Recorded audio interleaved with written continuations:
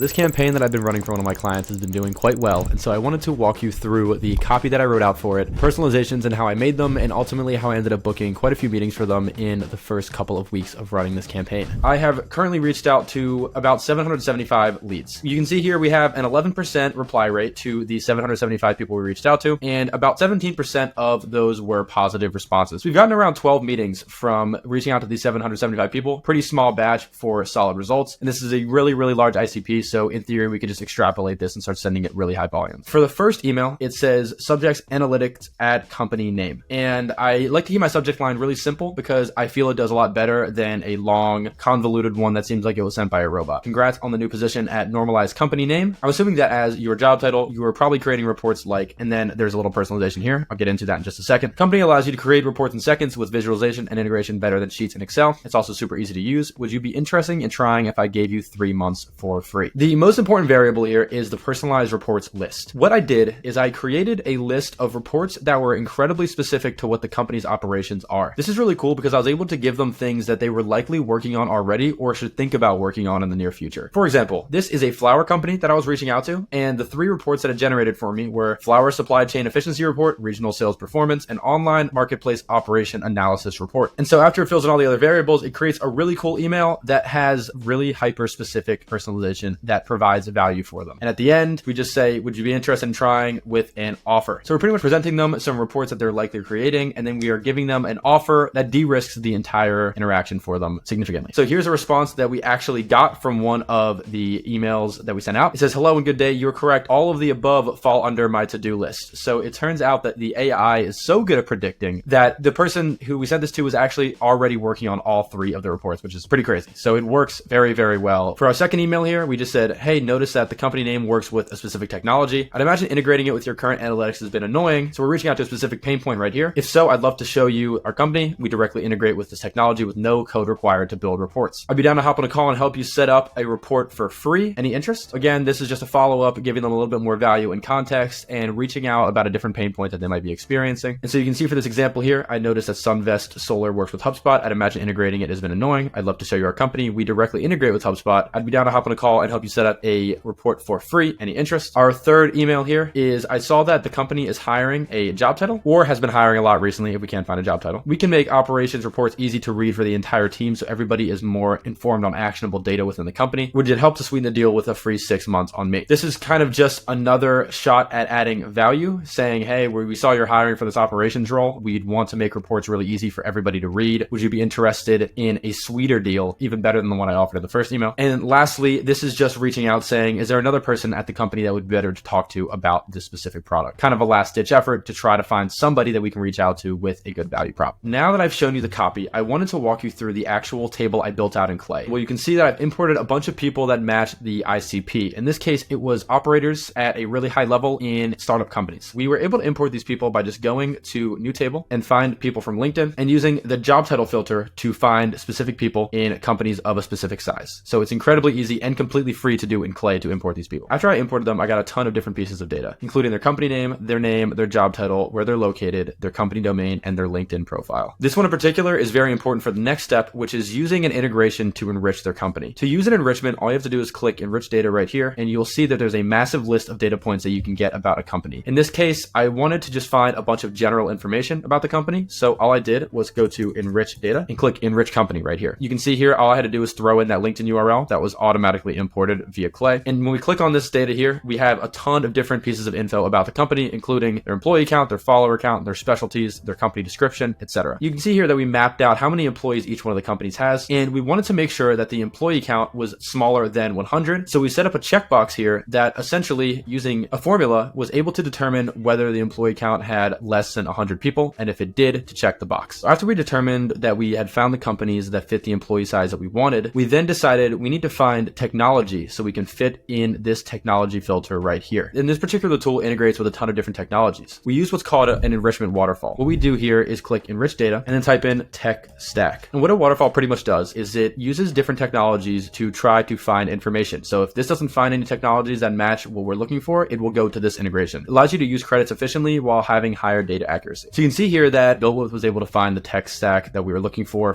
just about all of these companies. And right here are all of the technologies that the company company works with that match what we were looking for. We only needed one technology for our campaign. So next what I did was use a formula to extract the first technology listed in the list. All I had to do for this was click add column formula and then find the characters before the comma in the tech stack list. And once we generate the formula, you'll see that it extracts it every single time with high accuracy. So we found our technology personalization, but there are still quite a few more that we need to find. The next one is the big one, which is our custom reports that we are sending to each one of these companies. For this, there's a lot of actual deduction and assumptions that need to be made by AI. So we use our OpenAI integration to do this for us. To find an OpenAI integration, all you have to do is click enrich data, type in OpenAI, and this use AI integration is the one that I used in this case. For the prompt, I said, using a company's description obtained from their LinkedIn bio, return a bolded list of 3 reports that a person in the given position likely develops. This is the company's description, and this is the person's position. Then I inputted a few different formatting instructions, and out popped at incredibly high accuracy a bunch of different reports that would be helpful for the person working in this role. Next, I use a formula to split up the first name and the last name, and then I use one of the most underrated integrations in Clay, which is the normalize company name integration. It is completely free, and it allows you to take out things like LLC, incorporated, and a bunch of the random stuff that can be in a company name via their LinkedIn. This makes the company name look a lot more normal when you're sending it in an email as opposed to an AI just inputting it without any sort of editing. All right, so next what we had to do was find their work email. So what we did here was use another waterfall called the work email waterfall. You can just find it right here, and it uses a ton of different email integrations to eventually find the person's work email. You can see here that it was quite easy for them to find all these emails, and we have 808 people in the table with validated work emails. After that, all you have to do is add it to the campaign, which is very easy via a smart lead integration. You can see here that the campaign was not that difficult to build out within Clay, and it took me maybe 30 minutes to build the table out. Feel free to reach out to me if you have any questions about the table itself. We also host Clay workshops weekly where I bring on a guest or just sit there myself and answer your questions and show you Clay workflows. So feel free to check that out as well. We generally post the invites on LinkedIn. Have a good one. Happy prospecting.